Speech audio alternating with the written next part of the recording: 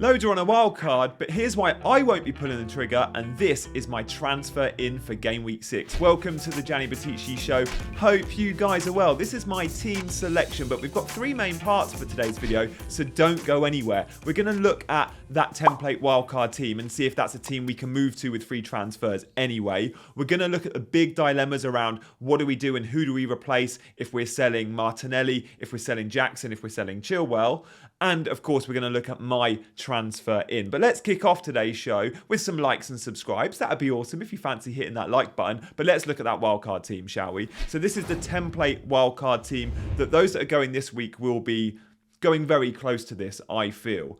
Now, we're going to look at the issues with that wildcard and why I don't think this is the week to go. And of course, evaluate why I think game weeks 9, 10 are probably the optimal time. So let's have a quick run through, shall we? Flecken and Areola at the moment might be the keepers you go. They rotate nicely.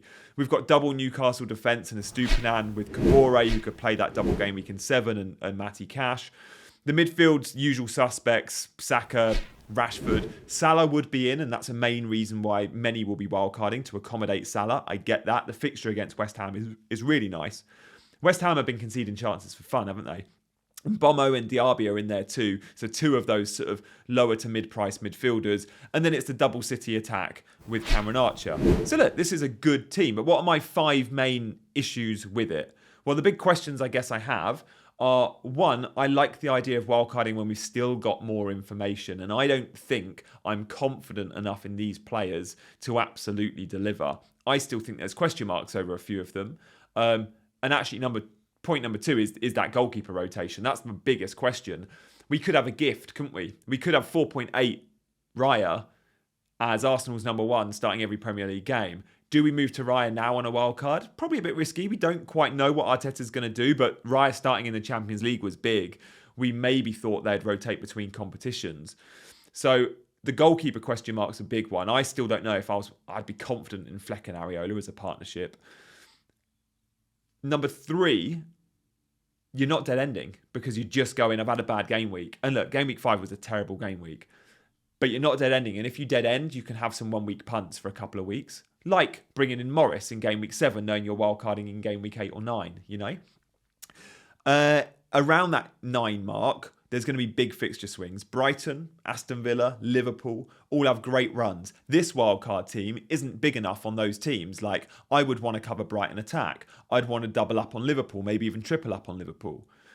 Aston Villa, sure, we've got 2, but maybe even that's a triple up. Their fixtures get really, really good. And of course, Man United and Spurs fixtures nose bomb a little bit, so it allows us to sell those assets. And then, look, point number 5 why I don't love this wildcard. Whilst I think it's a really good game week 6 team, and often when you wildcard, you look at the immediate, but often we have to look at the long term. I'm not confident this team outscores my team in game week 7, 8, 9, you know. And with that in mind, it's just not worth it for me. Now, wildcards are team dependent, of course they are. If for you still think, having seen this, it's the right decision for your team, absolutely go for it. But free transfers, you can get to potentially with a hit, or if you can roll, or if you have rolled and you've got the extra transfer, you can get to a team that looks similar to this. And I just want to run through, before we show my team, the top 3 replacements for popular sales this week, right? Martinelli, Jackson, Chilwell. So let's have a look at 3 replacements for each of them, starting with Martinelli. I think Mbomo is the obvious replacement here. If you don't have him already, I don't. And if I was a Martinelli owner, this is the player I'd be jumping on. He's had his tough fixture now, away to Newcastle. He's got, home to Everton next up. He's still in this good moment of fixtures. And of course, his form there. And Brentford are still going to be putting up good numbers. So Mbomo, with his penalty appeal, the way he's playing, would be my top replacement. But I also think outside of Mbomo, we can look at Man City. Like, everyone is chasing Alvarez, and I completely get why. Even in the Champions League, he's delivered. But Foden and Doku are still playing a lot of games, and they're going to both start, I think, with the Bernardo Silva injury. So Foden and Doku are my number 2 and 3 here. If you're replacing Martinelli and want to go big on the best attack in the league, the best team in the league, who have Nottingham Forest at home and actually a couple of good fixtures, their fixtures do turn. But for the next couple, I would go big. And if I was wildcarding, I'd go away from that template I've just shown you guys. I'd be going on triple Man City attack. right? I'd go Foden, Alvarez and Haaland. But to replace Martinelli, those Man City mids, still worth consideration for me. What about if we're replacing Chilwell? Does Chilwell start at left back for Chelsea? I can't see it. I'm going to say there's a 5-10% chance he starts at left back. I think the back four with Colwell at left back is fairly set. So Chilwell's route to the team is playing left wing. But what has Pochettino said? Well, he's alluded to the idea that he wants more attacking left winger, and Mudryk offers that. And Mudryk is slightly higher and slightly wider and a little bit more attacking than Chilwell. And against Bournemouth in the first half, Chelsea fans I know that were there at the Vitality Stadium said Mudryk was Chelsea's best attacking threat. Will you play against Aston Villa, or will Chilwell come in knowing that Aston Villa give you a little bit more attacking threat, and the likes of Matty Cash might need tracking back, and therefore Chilwell's defensive responsibility gives him that position? I think it's a 50-50 call. And with that in mind, the fear of the one-pointer of Chilwell coming off the bench for the last 10 minutes could very easily happen. And if we're selling him, there's no better place to look than the Newcastle defence, is there? So let's look a little bit of data. And this is from the Fantasy Football Scout members area, guys. Go check it out. Like, I spend a lot of time on that members area. And this morning I was looking at the expected goals conceded. Probably the best metric to consider a team's defence over the course of the season. Ironically, Newcastle put up a really high XG against them at AC Milan in the week and kept a clean sheet. Very lucky to do so. My dad's team as well, AC Milan. Gutted for him. It's about 2.4 XG against them. But all season in the Premier League, in 5 games, Newcastle have put up an XG against them of 5.45. They've only conceded 5.5 goals as far as the stats suggest. They only would have conceded 5.5 goals. Not bad. Not bad at all. That puts them 4th. So if we look, top of the charts, we've got Man City, showing to be the best defence in the league, 3.68 against them. Arsenal at just over 4 against them. Again, this is a pattern we saw last season, guys. Man City and Arsenal. Newcastle up there. It's actually Chelsea in 3rd, which is really surprising.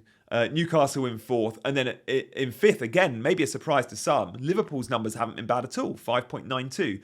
So these are 5 defences we should be looking to invest in. And again, on wildcard in Game Week 9-10, someone like a Trent, massive consideration for me, as possibly double Newcastle defence will be. But if we're replacing Chilwell this week, straight away I look at it and go, Trippier, my number 1 replacement. Diaz, probably my number 2 replacement. Man City, the best defence in the league. The only guy that's nailed at Man City at the back is Diaz. And then probably 3, you go back to Newcastle because the value you get for, say, a Botman at 4.5. So they're my top replacements for Chilwell. What about my top replacements for Jackson? Again, we're getting frustrated. We're not running patient with Jackson any longer, most FPL managers. Now, that's twofold. That's because, 1, he's been poor. And 2, because there's another forward in the same price band that's smashing it every week. And that's why it's easier to come off Jackson, because the route to Alvarez is so obvious, isn't it? So that's a transfer I'd make if I could, right? Jackson out, Alvarez in. It is worth noting, the underlying numbers suggest Jackson has been underperforming massively and Alvarez has been overperforming massively, but that theme can continue. So don't always just look at underlyings, look at actuals, and actuals would suggest Jackson can't hit a barn door, Alvarez certainly can. So I'd go Alvarez. I can't go Alvarez, okay, because I've got Triple City already, Foden and Guardiola. So with that in mind, would I be replacing Jackson with another forward? I'm not so sure, and I might give Jackson another week. But if I was, I'd be looking at Darwin Núñez as a bit of a punt. I know there's a minute's risk there, but I think he's a fun own, and I really like that Liverpool-West Ham fixture. West Ham conceded so many chances to Man City, more than you usually see, but even against Chelsea a few games back, West Ham were open. They're not that defensively solid this season. And then at number 3, I'd go Højlund. Scored in the week for Man United. That'll be a real confidence boost to him. The Burnley fixture away from home isn't brilliant, but it ain't bad one. It ain't a bad one at all. And I think Højlund could be really good value at his price point, 7 million. I like that. So 3 replacements there for Jackson. Will I be making a Jackson replacement? Well, let's have a look. Here's my team. So guys, thank you so much, by the way, for supporting the channel. You've been liking and subscribing en masse recently, which is amazing. I'm hoping all of you watching this are subscribed, but if you're not, then do hit that button. And when you do, hit that notification bell. So when my videos go live, you obviously get to get alerted each time. So my team. At the moment, this is my team, how I'm set up. I've got Onana in there. Chilwell's a placeholder. I'll get to him in a second. Gvardiol's there. Estupinan. And then my midfielder got the double Spurs attack in Son and Maddison. I'm happy with that, even with the fixtures. Saka, Matoma and Foden. I think Foden could be... They're both good differentials this week. Haaland and Jackson up front. I've got Colwill first sub. Okay. What questions do I have about this team? First up, let me address the game week deadline is 1:30 UK time on Saturday. Man City play at 3 o'clock. So there is a very good chance we get some team leaks for Man City. And with that in mind, I can react to a Foden benching or a Gvardiol benching, if I think that's likely to happen. Now, I'm pretty confident over Foden starting because of all the Man City injuries. Gvardiol, however, could be on the chopping block. If I see he's not starting, unfortunately, guys, he'll be a sell for me because Man City fixtures, they're good for the next couple, but then they turn. And I can't be doing with the willy won't you every week. I was wrong, Gvardiol. I thought he'd be starting 70-80% of fixtures. And it actually looks like it might be more like 50-60%. And it's not him and Ake ever playing together. It's one or the other.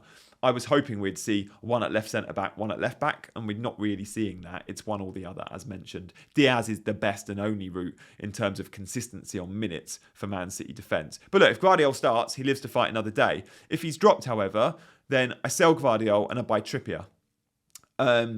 If Foden is dropped, I probably keep him and bench him. And I still make a defensive transfer and play 4-4-2. So Trippier coming in is very likely. Is it for Gvardiol or is it for Ben Chilwell? They're my options. I've got enough money in the bank, by the way. I could sell any of my defenders to get to Trippier. But the reason I like selling Chilwell for Trippier is, one, there's a good chance Chilwell doesn't start. Again, we might know more after Pochettino's press conference. But two, by selling Chilwell to Trippier, in fact, let's drop that move into my team so we can see how it looks. We can see what money I've got left over. This gives me enough money next week, which is game week 7, to sell Archer for Morris. Morris has a double game week. So then that allows me, I think I'd be left with like 0.2 in the bank. So Morris could come into this team and I could drop, say, Matoma out. That has a slightly tricky fixture. I think he's away to Aston Villa. And then I could play 3-4-3 and Morris comes into that team. Now, if Jackson struggles against Aston Villa and again blanks, I'll save that move and I'll keep Archer because he is the best 8th attacker in the game and I could sell Jackson to Morris and then I've got loads of money. So Jackson could become a little bit of a differential, couldn't he? Because everyone's selling him this week. If he scores against Aston Villa, then you absolutely want him for the next run of games. He's got a couple of good fixtures. He's got Fulham, he's got Burnley. And don't forget, Aston Villa, off the back of a long European journey to Poland and back, might be a little bit leggy, might be a little bit tired. And I remember Aston Villa in the game week 1, that crazy high line they played against Newcastle. They can be guilty of being naive at the back, and teams can exploit them in behind. Now, Jackson, what we saw pre-season, we haven't really seen it in the Prem. Pre-season in the tour of the US, Jackson got in behind lots of defences really, really well. And I wonder if we could see that again at the weekend. Now, you might say, the faith in Jackson's ridiculous, Gianni. He's been terrible. Just sell him. There's no obvious replacement for me because I can't get to Alvarez. If I could, that would be my sell. But because it's not, I'm going to give him another chance, guys. Even though I like a Darwin punt and I like a Højlund punt, I'm going to give him another week. And if he doesn't perform against Villa, even with good fixtures coming up, he'll likely be a sell and it will be Morris for him. And with Morris, guys, it's just the idea of 180 minutes. Why not? And again, because I'll be wildcarding soon, I don't mind having Deadwood like Morris in my team as an 8th attacker or a benching dilemma each week, because a week or two after that, it'll be wildcard time and I can restructure again. So that's where I'm at with my transfers this week. It's likely to be Trippier in, and it's likely to be for Chilwell. It could be for Gvardiol. There is a world, guys, in which I just roll the transfer and give myself the opportunity to go Trippier next week. But that would be if I had great faith in Chilwell starting, and I can't see how I'm going to have that. Faith at all. And then the question comes down to, even with Chilwell starting, given the choice, now and I'm going to want to make that move anyway, why not make it this week? Who has a better chance of keeping a clean sheet this week? Chilwell, who plays at home to Aston Villa, or Trippier, who plays away at Sheffield United? Still Trippier. Still Trippier for me. I actually don't think I can see Chelsea keeping a clean sheet. Can you? Aston Villa in attack are very good. And again, that's why I'll be fairly happy benching Chilwell. In terms of captaincy, we have to discuss it every week. Last week was it brave? Or was it stupid? I think it was brave and naive, perhaps. I went against Haaland. I'm going to go brave. Son on paper felt like a calculated risk and a good punt. But even if Son had scored, I still feel like I got away with one because Haaland had 6 big chances. Haaland's XG in that game was, I don't think he's clocked bigger non-penalty XG. I don't think he's ever had so many chances in the Premier League. He got away with 1 goal and owners that didn't captain him got very lucky because it could have been a 15-20 pointer. That's a big swing. This week, we'll always look at options for captaincy. Of course we will. This week, it seems pretty routine. It's Haaland in a home fixture against a bottom half team. Yeah. And Haaland didn't have a Wednesday Champions League game. He had a Tuesday Champions League game. Again, that recovery's a little bit better. He wasn't away. He was at home. He's home again this week. So the travel time and all of that, again, I look at it and go, yeah, it's Haaland. Outside of that, the usual suspects, we look at Arsenal players or Spurs players, will they play each other? You could look at Mo Salah if you own him. Like, West Ham is a really nice fixture, I think, for Liverpool at Anfield at the moment. So that would be my secondary option. But as I mentioned, I can't go against Haaland, not this week. I will likely, however, be going against Haaland very soon again. Game week 8, he plays Arsenal away. Son has Luton away the same game week. I think a few of us might be going in that direction yet again for more pain. But let's see. We'll take that as it comes. We'll judge it as we go. Guys, if you've enjoyed the stream so far today, I would love you to tell me in the comments. That'd be amazing. And if you fancy joining and supporting the channel further, you can become a member. Do you guys know about the members? You can pay to be a member, and with that, I'll prioritise all your comments and any question you make. So join our squad tier, but you can also join our Ultras tier, where you get access to my WhatsApp group. And it's an FPL WhatsApp group, which includes world number 1, Ali Hangarov from last year. Yeah, he won FPL and he's in the group. Voice notes, videos, all sorts of jazz on a daily basis. So sign up on my YouTube channel home screen. You can click join and find out more there. But for now, guys, I'll see you next time. Have a good game week. Look out for a live before the deadline. I'll try and squeeze one in. But I'll see you next time. Thanks for watching.